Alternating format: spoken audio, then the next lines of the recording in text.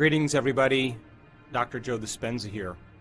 Knowledge is the precursor to experience. And the more knowledge we have, the more prepared we are for a new event in our life.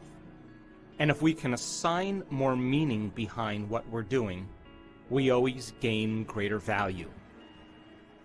So I want to start off by talking about how most people live their life.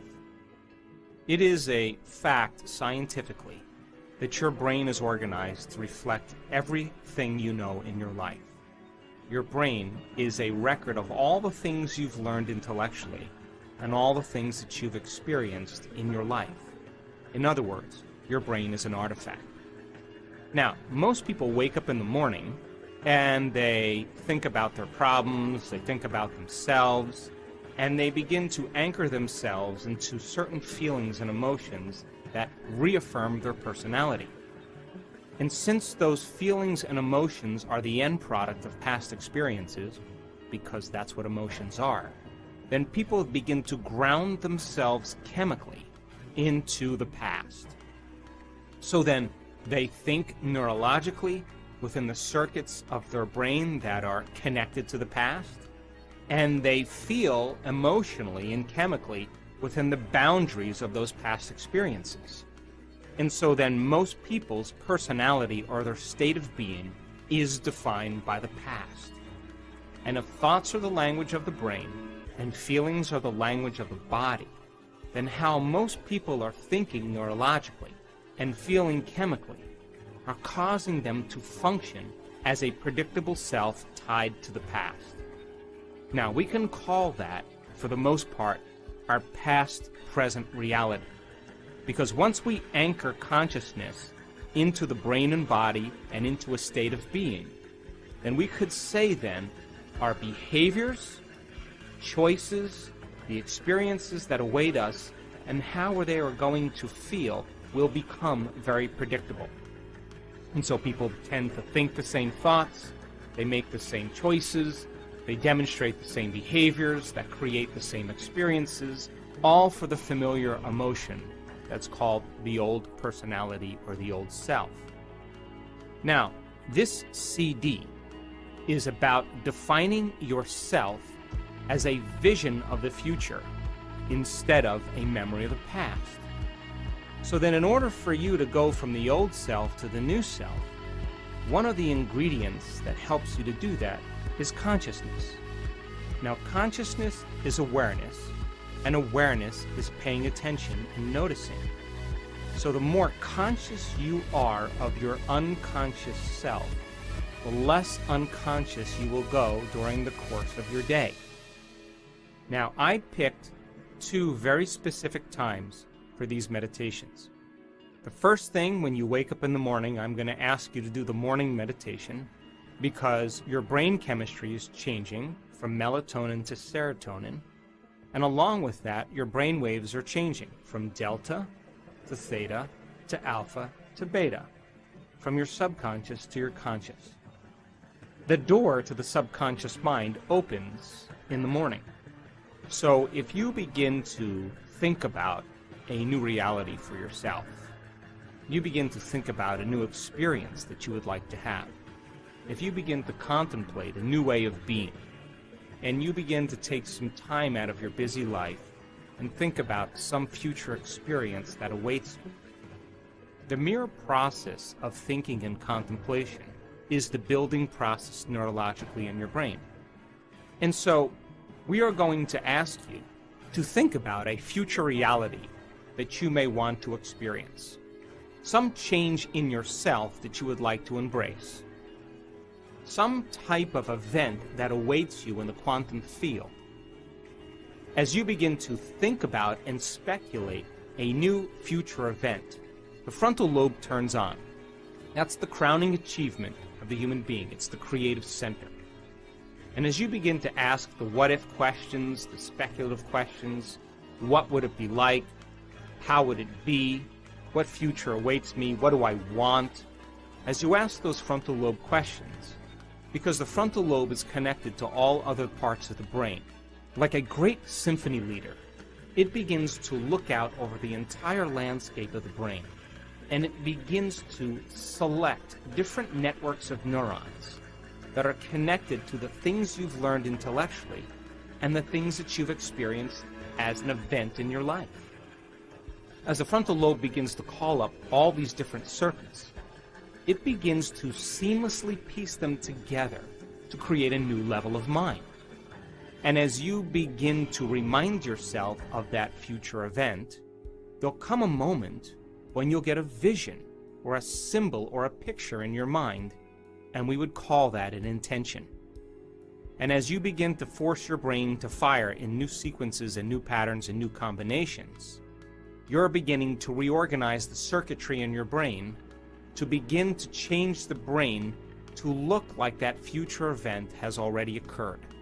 Now, your brain is no longer a record of the past. Now, in fact, it is a map to the future. As you begin to be defined by that vision of the future, you're moving into a future present reality. But that's not the end. Because in order for you to move into a new state of being, you either have to begin to experience the event emotionally. In other words, allow the thought to become the experience in your mind. And if thought becomes the experience in your mind, the end product of that experience is called a feeling or an emotion. Or, I'm going to ask you to teach your body emotionally how that future event is going to feel before it occurs. And as you begin to combine that clear intention with an elevated emotion of gratitude or joy or inspiration, of feeling unlimited, of feeling empowered, your body as the unconscious mind begins to believe and accept that it's living in that future reality in the present moment, and you're beginning to activate and signal new genes in new ways so that your body is now living in the future instead of the past.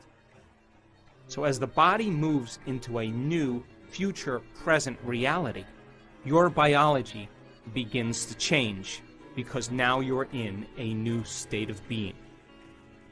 Once you're in this new state of being, I'm going to ask you to think about the choices you're going to make, to review the behaviors you're going to demonstrate during this day. One day, one lifetime. What experiences await you and how they would feel. And as you begin to mentally rehearse what that future day is going to be like, the hardware program in your brain by repetition, nerve cells that fire together, wire together, begin to change into a software program. In other words, you're able to reproduce that level of mind easier and easier each day. I'm also going to ask you from this elevated state of being to remind yourself who you no longer want to be, to become conscious of the choices you're not going to make in that day, because the hardest part about change is not making the same choices you did the day before. And the other difficulty about change is that we go unconscious. So then if you're conscious of the thoughts that you are not going to let slip by your awareness that causes you to return back to the old self, if you're aware of the choices you're not going to make in this day, if you are aware of the habits and behaviors that cause you to return back to the old personality that's connected to the old personal reality, in other words, no longer blaming or complaining or talking poorly about somebody, whatever it is, and then you think about the experiences you're going to stay away from and the emotions that bring you to a lower denominator, I'm asking you from an elevated state, because you're feeling differently, to look at the old self instead of looking at the old self from a lower denominator and a lower level. So that process of being conscious of your unconscious self, that simple process, allows you to stay aware. That process is very significant. At the end of the meditation, once you're clear of that, I'm going to ask you to remember that intention and begin to think about how you would feel if that event occurred. And as you begin to elevate your state, I'm going to ask you to broadcast that energy into the field, for whatever you broadcast into the field is your experiment with destiny.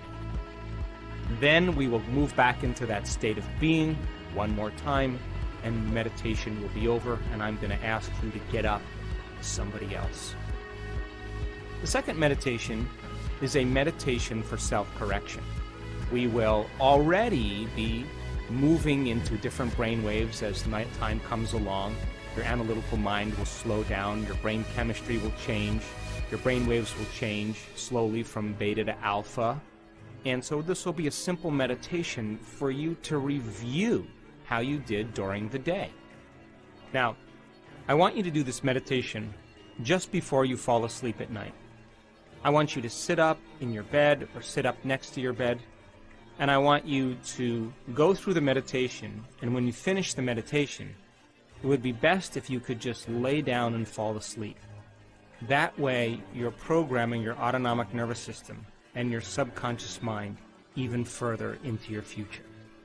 And because your brain chemistry is changing, because your brain is changing in its circadian rhythm from daylight to nighttime, you'll already naturally be surrendering into this. And I'm going to ask you to review how you did. What choices did you make? When did you fall from grace? When did you go unconscious? How could you do something better if you had another opportunity? And then I'm going to ask you to put yourself back into that situation and rehearse a better way of being. What piece of knowledge could you use as a precursor to produce a better experience? What piece of knowledge could you apply in this event so that you can begin to change an outcome? And as you begin to rehearse a better way of being, you're beginning to activate and prime the brain further and refine it into the future instead of the past. This is how we self-correct. In other words, if you saw yourself giving a public lecture, and when you watched yourself doing it, you were touching your face or sticking your finger in your ear, if you observed that, I guarantee you the next time you spoke in public, you would refine your behaviors. So that process then of going from the old self to the new self and observing how we did then allows us to self-correct and begin to reorganize the mind into the future instead of the past. And then I'll ask you to think about how you would feel if you were able to accomplish it in a better way. Also, during this evening meditation, where you're observing how you did during the day, I want you to acknowledge yourself for the right choices you made, the better behaviors that you demonstrated, the new experiences that you created, the thoughts that you liked about yourself, and how you felt. And so take a moment during this meditation for you to celebrate the changes that you made. And that should begin to become the foundation of your future self. And then I'm going to ask you to surrender the whole process to a greater mind and allow your autonomic nervous system to begin to program your brain and body into a new destiny as you fall asleep. And the brain will consolidate those circuits neurologically so that your brain is now further installing the hardware into the future. And the chemicals that are released that begin to epigenetically signal new genes in new ways then allows your body to be conditioned into a new biology. The process is simple, and it's a great way for you to move from the old self to the new self. So I selected these times with the intention of you having the door open so you can begin to program your subconscious mind to work for you instead of against you.